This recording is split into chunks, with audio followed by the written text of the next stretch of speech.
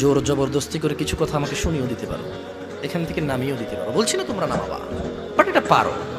তবে মনে রাখবে, কথা যেটা বলেছিলাম উল্টাতে পারবে না। কেন পারবে না জানো?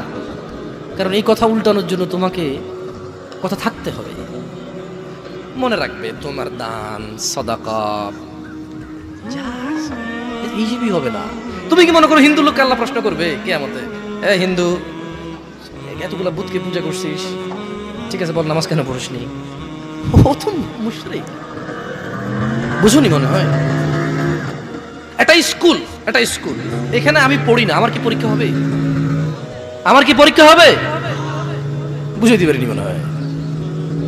তো যে মুশরিক, তার নামাজ রোজা হজ যাকাতের হিসাব কিসের হিসাব? সে তো অলরেডি এমন অপরাধী যা ক্ষমাযোগ্য নয়, যা কি নয়, ক্ষমাযোগ্য নয়। একজন বেনামাজি মানুষ, সে মনে করে নামাজ না পড়া শুধু নামাজ না পড়া, অথচ